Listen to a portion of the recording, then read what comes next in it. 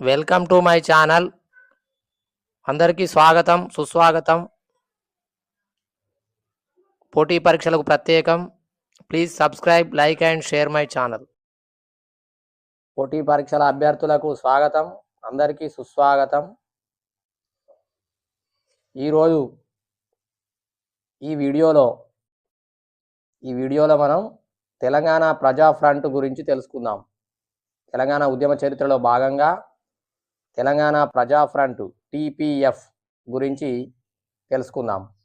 దయచేసి ఛానల్ను సబ్స్క్రైబ్ చేసుకోండి, లైక్ చేయండి, షేర్ చేయండి. అన్ని రకాల పోటీ పరీక్షలకు మీకు వచ్చే అవకాశం ఉంటుంది. ఇందులో నుంచి ప్రశ్నలు తెలంగాణ ఉద్యమ చరిత్ర వెరీ వెరీ ఇంపార్టెంట్ సబ్జెక్ట్ ఇది. తెలంగాణ ప్రజా ఫ్రంట్ గురించి తెలుసుకుందాం. వామపక్ష భావజాలంతో ఉన్న ప్రజా సంఘాలన్నీ కలిసి తెలంగాణ ఉద్యమాన్ని కొనసాగించడం కోసం 2010 అక్టోబర్ 9న తెలంగాణ ప్రజా ఫ్రంట్ స్థాపించబడింది. 2010 అక్టోబర్ 9న తెలంగాణ ప్రజా ఫ్రంట్ స్థాపించబడింది. ఫ్రంట్ ఏ రాజకీయ పార్టీతో సంబంధం లేకుండా స్వతంత్రంగా ప్రజలను సమీకరించి ఉద్యమాన్ని కొనసాగించే ప్రయత్నాలు చేసింది. ఈ ప్రజా ఫ్రంట్ను స్థాపించడంలో గద్దర్, వేదకుమార్, హనుమాన్లు, పాషం యాదగిరి, రత్నమాల, ఆకుల భూమయ్య, చిక్కుడు ప్రభాకర్, కేశవరావు జాదవ్, విమలక్క ప్రముఖ పాత్ర పోషించారు. పార్లమెంటులో తెలంగాణ బిల్లును ప్రవేశపెట్టి తెలంగాణ రాష్ట్ర ఏర్పాటును వెంటనే ఏర్పాటు చేయాలనే డిమాండ్తో ఈ సంస్థ ఆవిర్భవించింది. తెలంగాణ ఉద్యమ సంఘాలను ఒకే గొడుగు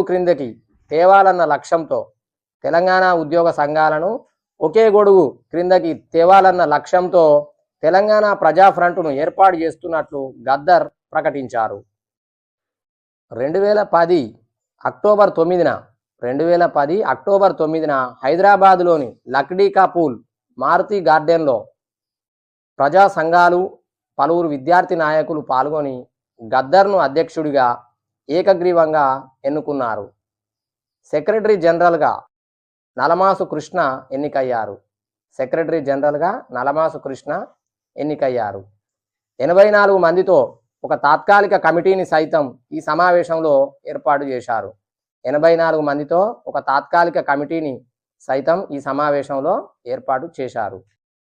2010 అక్టోబర్ 9న హైదరాబాద్లో సభకు హాజరైన అరుణోదయ విమలక్క గద్దర్తో విభేదించి మధ్యలోనే వెళ్ళిపోయారు. ఎన్నికల్లో పోటీ చేయకూడదన్న ప్రజా ఫ్రంట్ విధానాన్ని విమలక్క వ్యతిరేకించింది. 2010 డిసెంబర్ 9న హైదరాబాద్లోని ఎన్టీఆర్ స్టేడియంలో అమరవీరుల త్యాగ ఫలిత దినం పేరుతో తెలంగాణ ప్రజా ఫ్రంట్ బహిరంగ సభను నిర్వహించింది. 2010 డిసెంబర్ 9న ఎన్టీఆర్ స్టేడియంలో అమరవీరుల త్యాగ ఫలిత దినం అనే పేరుతో తెలంగాణ ప్రజా ఫ్రంట్ బహిరంగ సభను నిర్వహించింది. ఈ సంస్థకు గద్దర్ తర్వాత ఆకుల భూమయ్య, ఆయన మరణానంతరం మద్దిలేటీలు అధ్యక్షులుగా కొనసాగారు.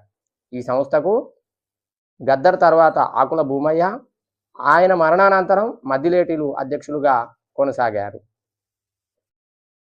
తెలంగాణలో నివసిస్తున్న దళితులు, ఆదివాసీలు, వెనుకబడిన వర్గాలు, అల్పసంఖ్యాకులు, మహిళలు సామాజిక న్యాయంతో, ఆత్మ గౌరవంతో కూడిన జీవన పరిస్థితులు అనుభవించడానికి, శతాబ్దాల తరబడి అణచివేతకు, దోపిడీకి గురైన వర్గాలకు రాజకీయ సాధికారతను సాధించడానికి ప్రజాస్వామిక తెలంగాణ రాష్ట్ర ఏర్పాటు ఏకైక మార్గమని తెలంగాణ ప్రజా ఫ్రంట్ TPF అభిప్రాయపడింది.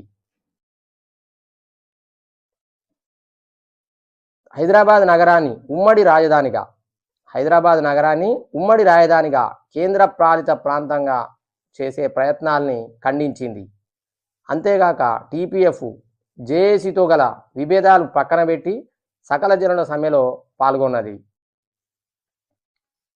టీపీఎఫ్ హైదరాబాద్ నగరాన్ని ఉమ్మడి రాజధానిగా కేంద్ర పాలిత ప్రాంతంగా చేసే ప్రయత్నాలను వ్యతిరేకించింది. టీపీఎఫ్ హైదరాబాద్ నగరాన్ని ఉమ్మడి రాజధానిగా కేంద్రపాలిత ప్రాంతంగా చేసే ప్రయత్నాలను వ్యతిరేకించింది. 2012 ఏప్రిల్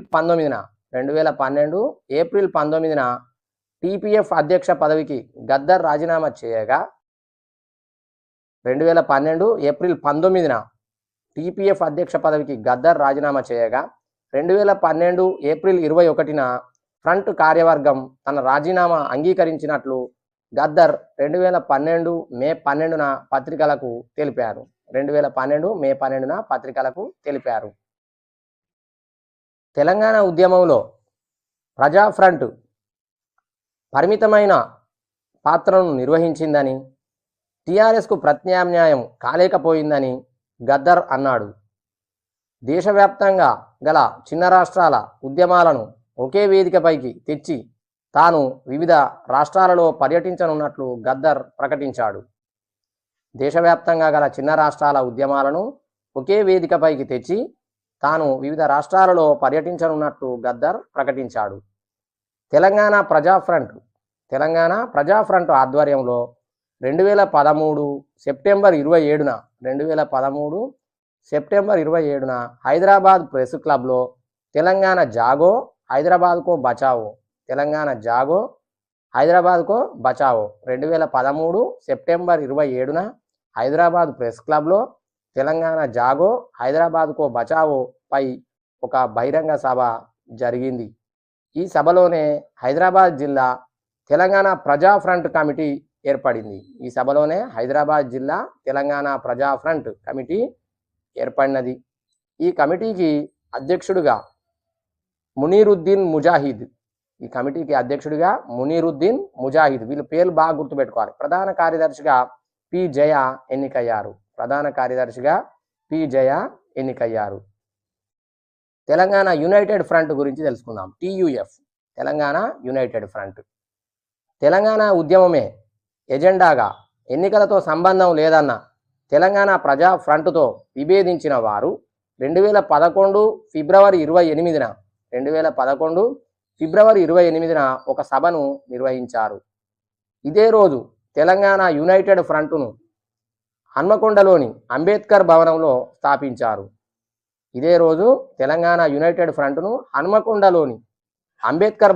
స్థాపించారు. ఈ సభకు ఆర్ఎల్డి అధ్యక్షుడు అజిత్ సింగ్ హాజరయ్యారు.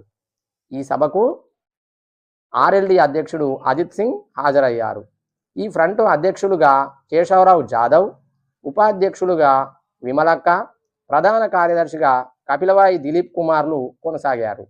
తెలంగాణ యునైటెడ్ ఫ్రంట్కు అధ్యక్షులుగా కేశవరావు జాదవ్, ఉపాధ్యక్షులుగా విమలక్క, ప్రధాన కార్యదర్శిగా కపిలవాయి దిలీప్ కుమార్లు కొనసాగారు. రియాజ్ హన్మకొండ, శేషగిరిరావు అడ్వకేట్ ఖమ్మం అధికార ప్రతినిధులుగా టీయూఎఫ్ కార్యవర్గం ఏర్పడింది. యునైటెడ్ ఫ్రంట్ ఏ రాజకీయ పార్టీతో కలిసి పనిచేయక స్వతంత్రంగా వామపక్ష భావజాలంతో పనిచేసింది. ఈ ఫ్రంట్ తెలంగాణ వ్యాప్తంగా అనేక ఉద్యమ కార్యక్రమాలను నిర్వహించింది. ముఖ్యంగా తెలంగాణ ప్రాంతానికి నీళ్లు, నిధులు, నియామకాలలో జరిగిన అన్యాయాలను తమ ఆట, పాట, కళారూపాల ద్వారా పండితుల నుంచి సామాన్య ప్రజానీకం వరకు అర్థవంతంగా వివరించింది. తెలంగాణ రాష్ట్ర ఏర్పాటు జరగకుండా సీమాంధ్ర పెట్టుబడిదారులు అడ్డుపడుతున్నారన్న నేపథ్యంతో వారికి సంబంధించిన జాతీయ రహదారులపై ఉన్న టోల్ గేట్స్ను యునైటెడ్ ఫ్రంట్ ధ్వంసం చేసింది. 2012 సెప్టెంబర్ 24న విమలక్కని పోలీసులు అరెస్టు చేశారు. టీడీపీ ఆఫీస్ ఎదురుగా ఉన్న కాసు బ్రహ్మానందరెడ్డి విగ్రహాన్ని పెట్రోల్ పోసి అంటించడం వల్ల పాక్షికంగా విగ్రహం ధ్వంసమయ్యిందని కేసు పెట్టి తెలంగాణ యునైటెడ్ ఫ్రంట్ ముఖ్య కార్యకర్తలతో పాటు విమలక్కను సైతం ప్రభుత్వం అరెస్టు చేసి జైలుకు పంపింది. 2012 డిసెంబర్ 27న విమలక్క బెయిల్పై విడుదల అయినారు. టీయూఎఫ్ కార్యకలాపాలపై నిఘా పెంచి నిర్బంధాలను విధించింది. ప్రభుత్వం నిఘా పెంచి నిర్బంధాలను విధించింది. ప్రభుత్వ నిర్బంధాల మూలంగా టీయూఎఫ్ టఫ్ అని కూడా అంటారు, టీయూఎఫ్ కార్యకలాపాలకు ఆటంకాలు ఎదురయ్యాయి. ఫలితంగా యునైటెడ్ ఫ్రంట్ స్వతంత్రంగా పనిచేయలేకపోయింది. ఆరోగ్యం సహకరించకపోవడం మూలంగా కేశవరావు జాదవ్ సంస్థ కార్యకలాపాలను నిర్వహించలేకపోయారు. దిలీప్ కుమార్ సైతం యునైటెడ్ ఫ్రంట్ను వదిలి ఆర్ఎల్డీతో చేరారు. ఈ పరిస్థితుల నేపథ్యంలో సంస్థ బలపడడానికి అవకాశాలు సన్నగిల్లాయి. తెలంగాణ రాష్ట్ర కమ్యూనిస్టు పార్టీ గురించి తెలుసుకుందాం. తెలంగాణ రాష్ట్ర కమ్యూనిస్టు పార్టీ మందగడ్డ విక్రమ్ కుమార్ గారి ఆధ్వర్యంలో 2007 సెప్టెంబర్ 17న తెలంగాణ అమరవీరుల స్తూపం వద్ద తెలంగాణ రాష్ట్ర కమ్యూనిస్టు పార్టీని ఏర్పాటు చేయడం జరిగింది. శ్రీకృష్ణ కమిటీకి 2010 ఏప్రిల్ 6న తెలంగాణ రాష్ట్ర కమ్యూనిస్టు పార్టీ తెలంగాణకు అనుకూలంగా ఒక నివేదికను అందించింది.